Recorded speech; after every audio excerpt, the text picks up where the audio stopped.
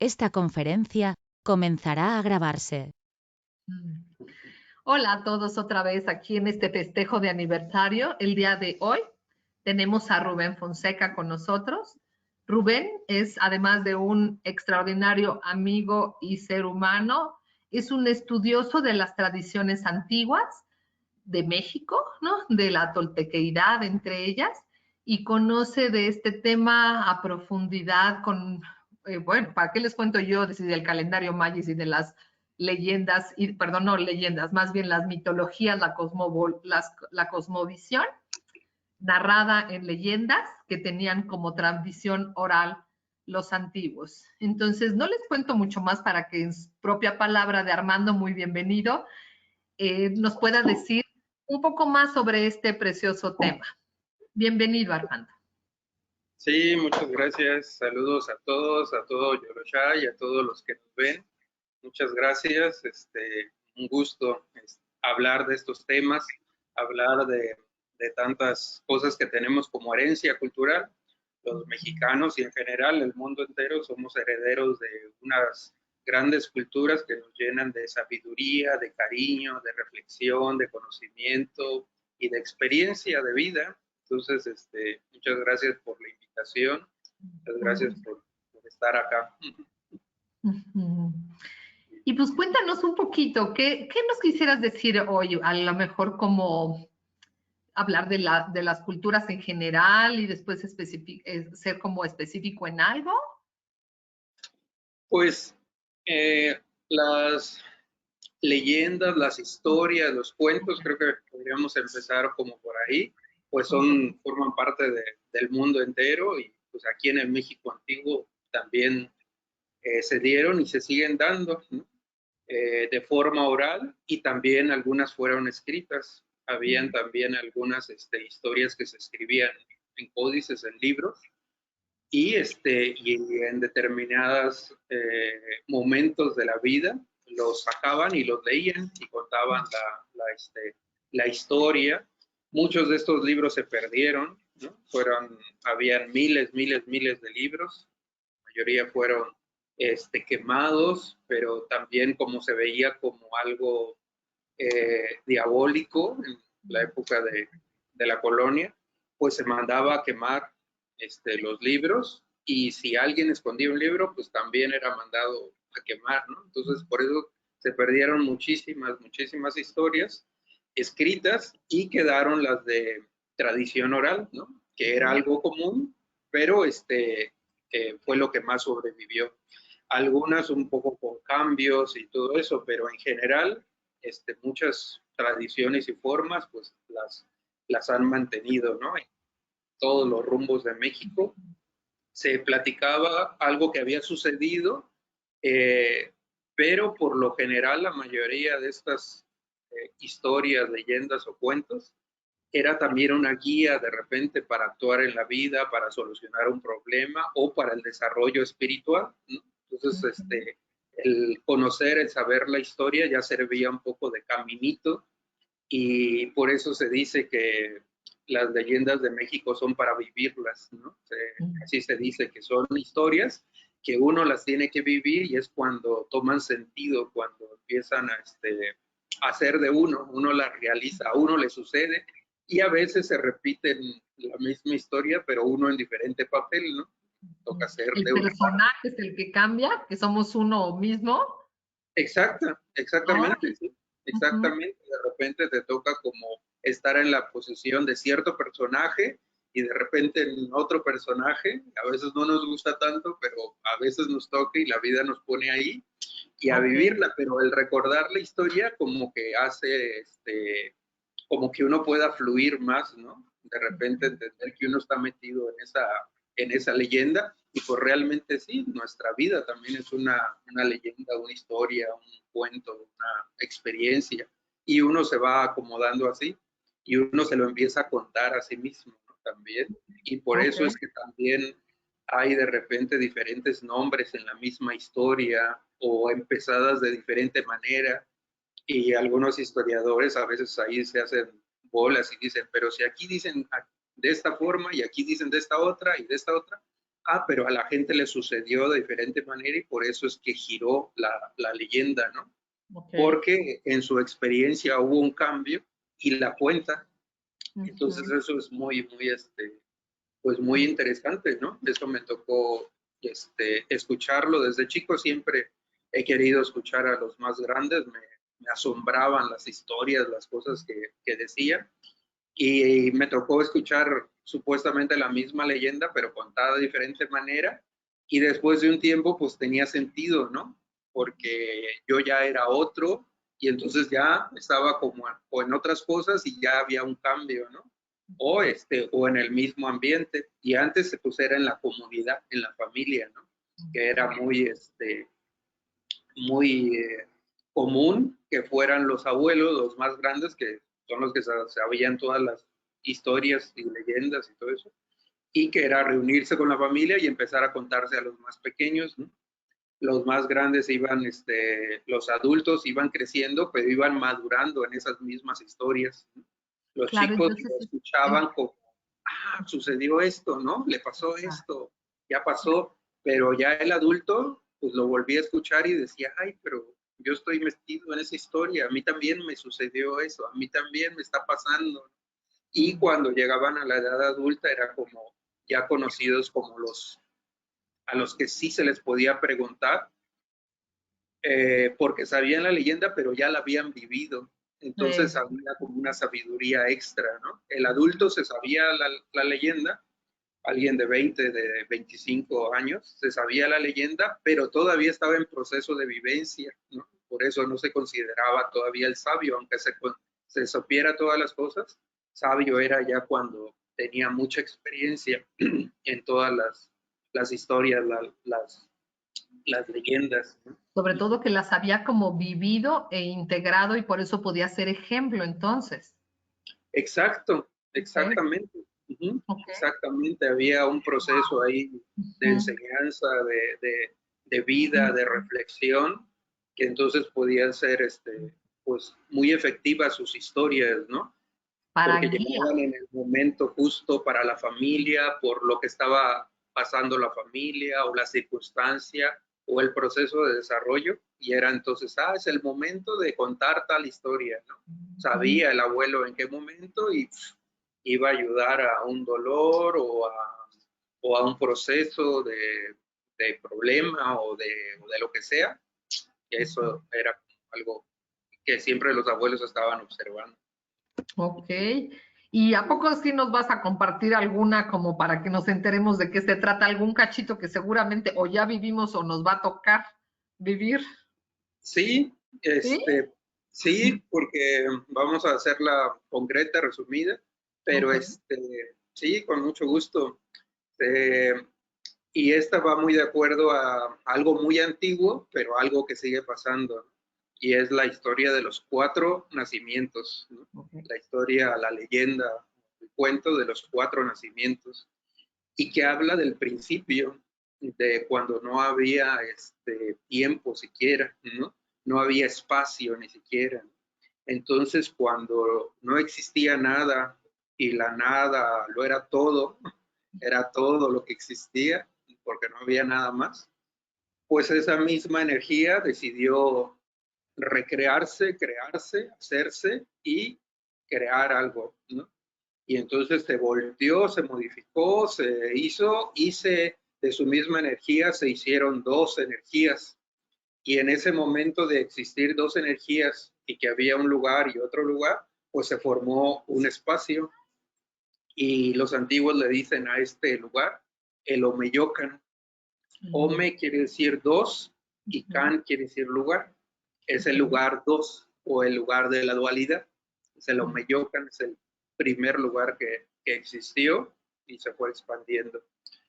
Estas 2 energías que eran de lo mismo, pero ya había diferencia, a una se le llama Omecigual, que quiere decir mujer 2, y Ometecutli, que quiere decir hombre 2.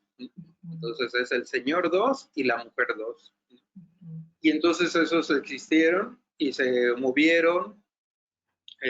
Dicen que salían chispas, luces de sus movimientos cuando se movían y se relacionaban, y pues empezaron a ver como una misma energía separada, pero a la vez diferente, medio así, medio no sé cómo, y se tenían curiosidad, totales que se enamoraron.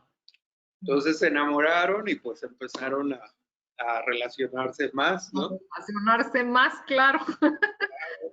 Es el principio de la vida y de la creación, y entonces, pues resultado de este amor, pues que queda embarazada Omezihuatl. Se embarazó Omezihuatl y pues muy contentos estaban, ¿no? Y dijeron, bueno, nunca nada ha nacido, va a ser lo primero que nazca. Entonces, pues no sabemos qué cosa van a hacer. En el universo es lo primero que van a hacer.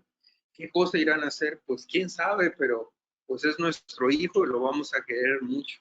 Oye, ¿y qué nombre le pondremos? Así platicaban entre ellos. ¿Qué nombre le pondremos? Pues quién sabe qué nombre le pondremos. Oye, se me ocurre algo. Cuando nazca, de acuerdo a lo que nazca, ese nombre le ponemos, ¿no? De acuerdo a lo que nazca. Vamos a esperarnos hasta ese día y ahí le ponemos el nombre. Ah, me parece muy bien. Sí, vamos a hacerlo así. Ok. Entonces, siguió el proceso de embarazo y llegó el momento del parto y dio a luz y salió un espejo redondo, un espejo de obsidiana, ¿no? La obsidiana negra, así muy lisita, muy bien, muy bonita.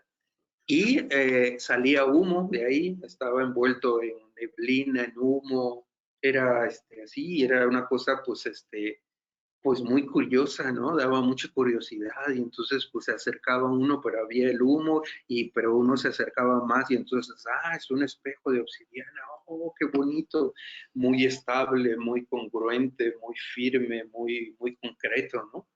Y y entonces pues lo abrazaron, se presentaron, que no somos tus padres, eres nuestro hijo, pues muy bien y todo eso, y entonces ellos se platicaron y dijeron, pues ¿qué nombre le ponemos? Pues vamos a ponerle Tezcatlipoca. Me parece muy bien, porque Tezcatlipoca quiere decir espejo humeante, espejo que echa humo, ¿no? Y entonces pues eso era lo que había nacido, y era un niño muy reflexivo, platicaba con sus padres, los abrazaba, pero tenía momentos de sentarse y detenerse a observar lo que existía, lo que era alguien muy, muy reflexivo. Y pero como los papás seguían enamorados, pues se volvió a quedar embarazada Omezihuatl, la mujer 2 quedó embarazada otra vez, y platicaban, bueno, pues, ¿qué te parece si hacemos lo mismo? Sí, me parece muy bien, cuando nazca le vamos a poner un nombre. Pues está muy bien, pero antes de nacer ya se movía mucho el niño. Le decía, oye, no sé qué cosa van a hacer, pero es algo diferente al otro porque se mueve, se mueve, se mueve y se mueve. Es algo muy activo. Pues antes de lo pensado que fuera a nacer, pues nació, antes de lo que pensaban los demás. Y en cuando nació empezó a moverse. Se movía para un lado, para otro, casi ni lo podían ver, hasta que el papá le puso así la mano y ahí se posó. Y entonces dijeron, wow, un colibrí, había nacido un colibrí. Entonces el papá ya le dijo, hola, soy tu papá, ya le saludó y vio que le saludó con la izquierda. Y entonces por eso es que de nombre le pusieron Huitzilopochtli, que quiere decir colibrí zurdo, ¿no? Es el colibrí izquierdo, eso es lo que quiere decir el colibrí zurdo. Y como son los colibríes, no paran para arriba y para abajo, súper actividad, se están mueve, mueve, mueve, mueve, mueve, mueve. Entonces era muy, muy activo. Y volvió a quedar embarazada Omezihuatl. El amor continúa. Y dijeron lo mismo, cuando nazca le vamos a poner nombre. Y llegó el momento del nacimiento y salió una serpiente emplumada, muy elegante, se movió, recorrió todo el lagar, conoció a todos, los vio, se presentó, era una cosa súper elegante y pues súper bellísima y todos se quedaban, wow, ¿qué es esto? qué hermosura, pues le pusieron Quetzalcóatl, pues, la serpiente plumada, la serpiente de Quetzal. Y era un niño muy sabio, que siempre estaba queriendo saber todas las cosas y las quería comprobar y las comprobaba y se le ocurría algo y entre los tres lo hacían, pero llegaba el momento que Tezcatlipoca decía, bueno, ya lo hicimos, ahora yo me voy a retirar a pensarlo, y se retiraba y se ponía a pensar.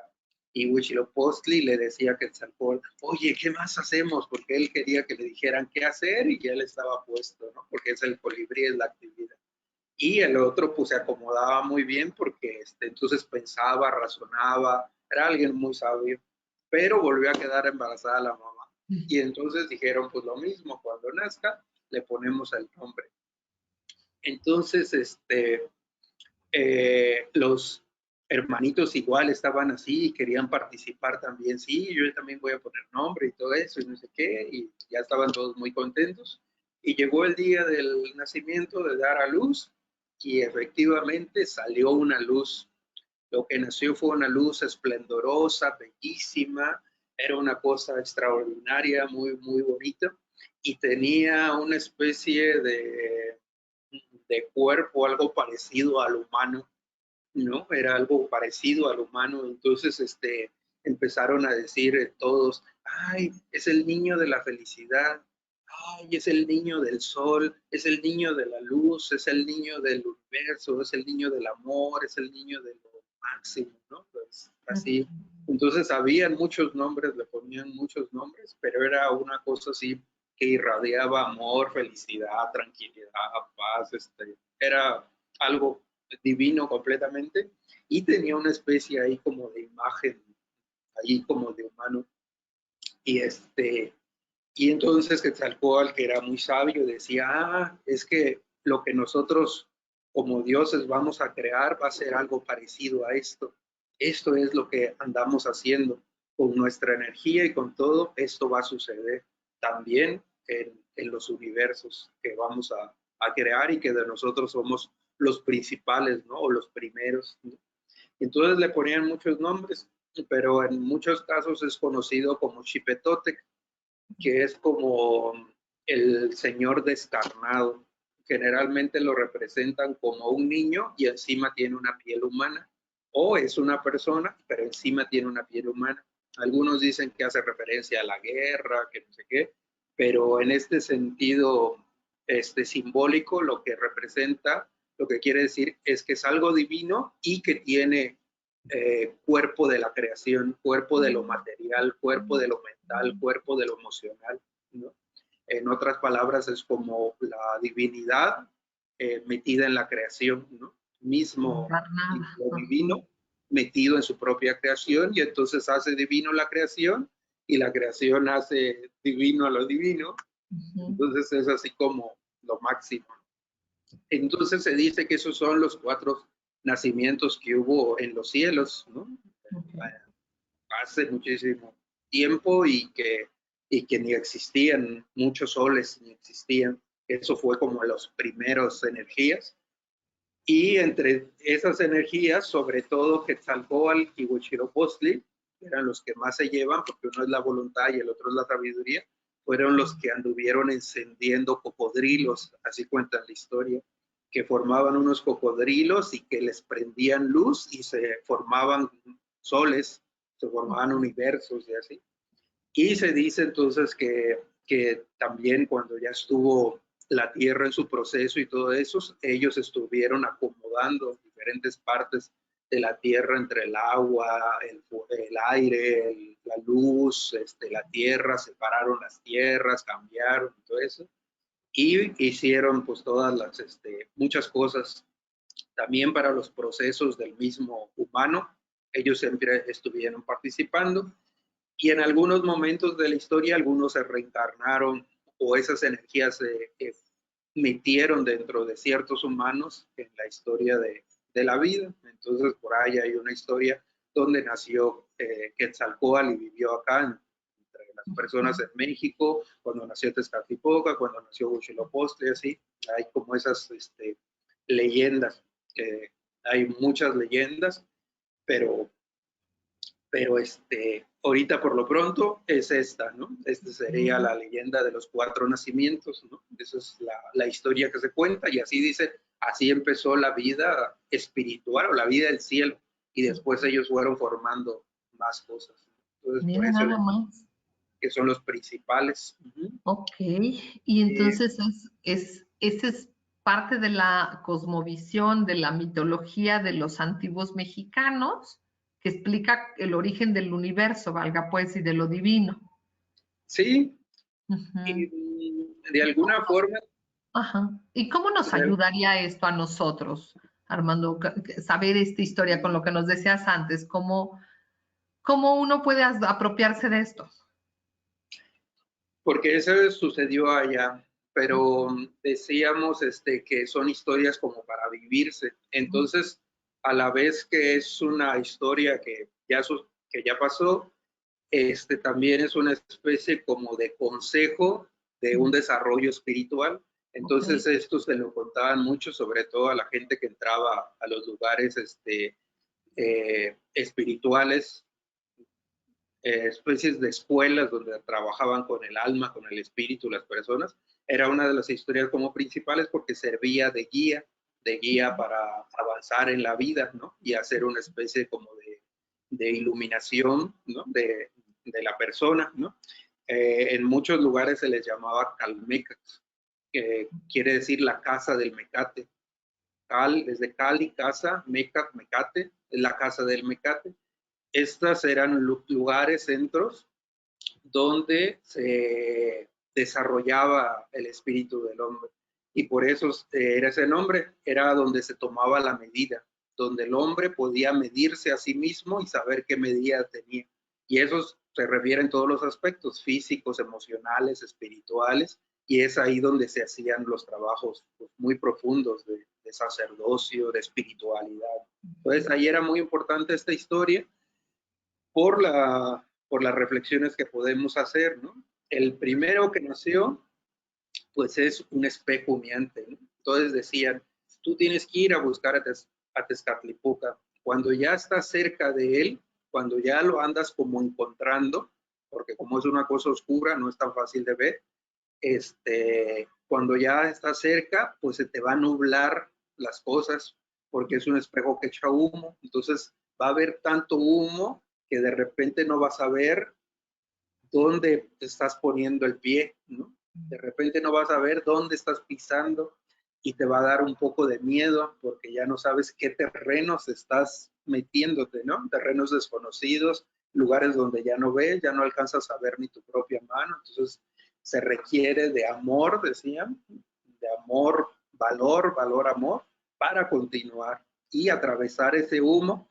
Entonces cuando atraviesas ese humo, pues te lo encuentras y te lo encuentras pues súper cerquita porque pues está echando humo, entonces súper cerquita lo ves y dicen que a veces causa susto. ¿Por qué? Pues porque es un espejo y ¿qué se va a ver? Pues uno mismo. Ok. Pero ahí sí uno tiene paciencia, cariño y aunque parezca medio oscuro, desagradable, raro, uno sigue observando, empieza a ver una relación con ese espejo y Tezcatlipoca te empieza a aconsejar sobre ti.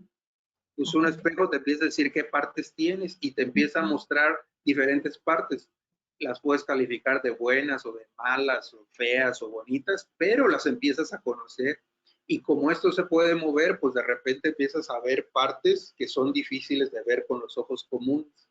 Y ahí es el trabajo, pues, como muy importante que te hace, te provoca que tú te conozcas más. Básicamente es eso, es el trabajo de espejo y de saber qué tengo, qué soy, qué hay en mí, cómo soy, de qué manera y qué tanto hay. Entonces, es fabuloso. Entonces decían, bueno, si ya conociste Tezcatlipoca, pues ahora ve a buscar a Huitzilopochtli. Entonces lo vas a buscar y es alguien muy movido, entonces necesitas de fuerza, de echarle muchas ganas, porque si no, no lo alcanzas, ¿no? Está aquí, se mueve y se mueve. Total es que cuando lo encuentras, es alguien muy amoroso, que tiene fuerza en el corazón, late mucho su corazón y tiene un pico muy especial que casi hace de espada, hace de macana y destruye las cosas. Por eso algunos dicen que es Huitzilopochtli, el dios de la guerra. pero el símbolo más profundo es que es la voluntad. No es exactamente guerra por guerra, sino es la voluntad, la capacidad de accionar cosas y transformarlas y cambiarlas.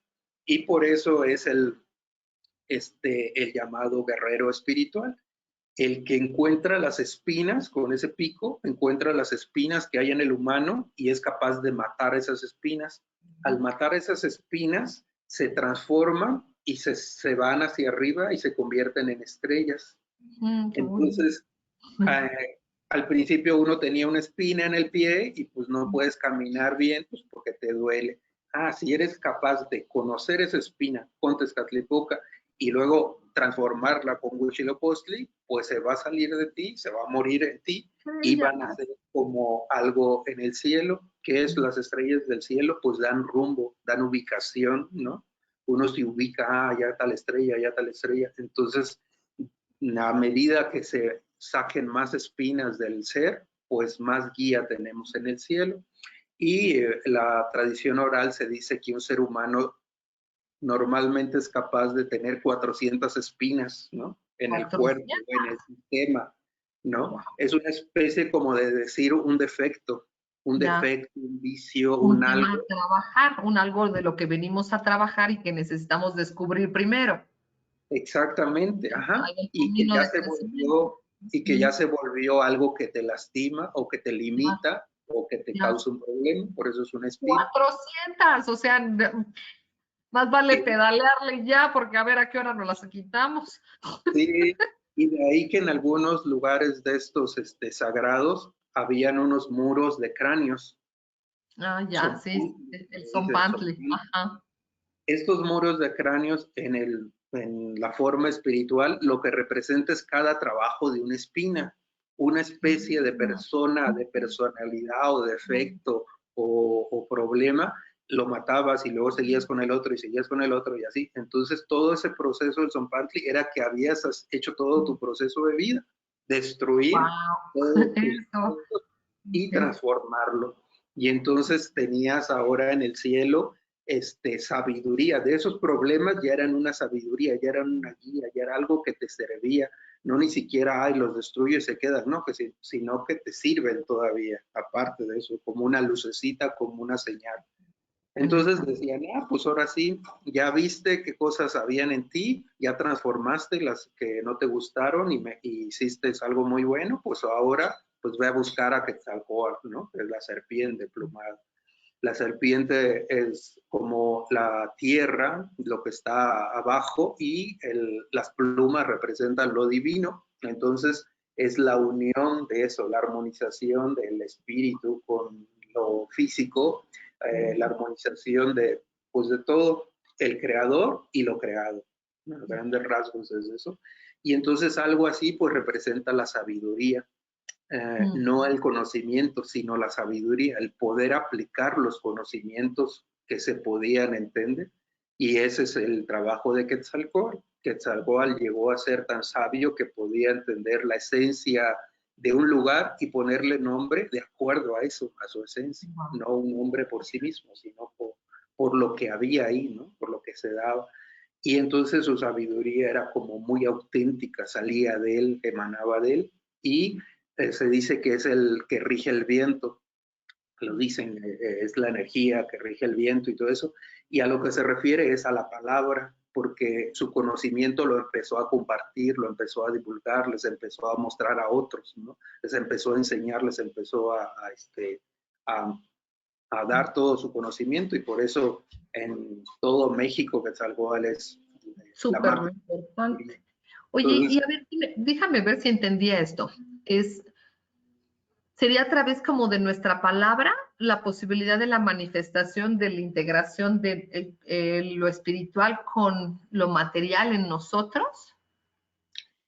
Sí, sucede en la palabra por el trabajo que ya se hizo, y entonces la unión de arriba y abajo, o espíritu y físico, va a dar por resultado que la capacidad de lo que de esta energía se exprese es sabiduría en sí misma, porque va a integrar todo. lo de abajo, lo de arriba, lo de adentro, lo de afuera, va a estar tan bien integrado que la sabiduría va a salir por expresión, y la expresión que sale de ahí, se dice antiguamente, es palabra florida. O sea, quiere decir que es auténtico, que es vivido, ya lo vivió, ya lo procesó, ya lo vio de todas partes. Hay una conciencia y sale, ¿no?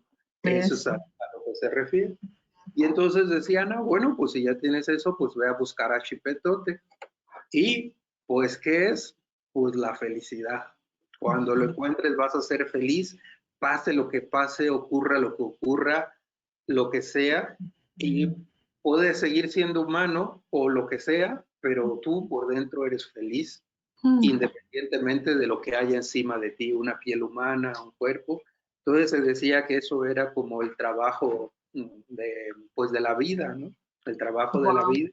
Y ahí ya tenemos pues esa como enseñanza, guía, pedagogía, no sé, un caminito a seguir, ¿no? Y así es como se puede ir aprovechando, ¿no?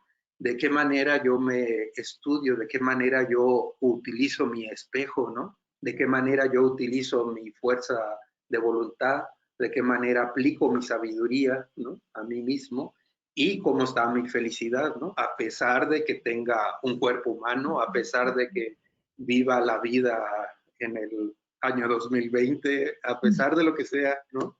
Es continuar con. Entonces, es muy bonito muy procesar bonito. algo así, ¿no? Porque es una guía perfecta, es entender el camino de cómo podemos volvernos felices, por ejemplo, ¿no? Exactamente. Ya nada más pequeño detalle. Sí. Primero te buscas tus humos, te encuentras. De ahí entonces vas a la, ¿cómo era? La segunda era la experiencia, no, la primera es darme cuenta. La segunda es ir al colibrí, ¿no? Transformar. Transformar eso vivido en algo que puede ser más integrado, valga, ¿no? Sí. Luego, entonces vamos a la integración de lo de arriba con lo de abajo y nos permite entonces poder tener una palabra sabia que toca el corazón, que toca la parte superior con la inferior de nosotros, nuestro espíritu, para poder llegar a la felicidad. Exacto. ¿Sí aprendí algo? Sí, exactamente. Y pues ya estando felices, pues no te da ganas de hacerle daño a nadie, quieres al contrario que el otro también sea feliz, porque cuando uno está realmente feliz, pues lo único que quieres es compartirlo y que el otro también, y que el otro también, y que el otro también, y entre más felices, pues mejor, ¿no? Mejor, eso. Y entonces es una buena manera, como decías, en estas escuelas lo que estudiaban era la manera de tener un camino espiritual de verdad y eran compartidas entonces a nivel de comunidad. Ajá, sí. Wow, eso. Sí. Así es, Oye, Armando, pues me quedo como picada como para que nos cuentes todas las que te sepas, porque además sé que te sabes un montón.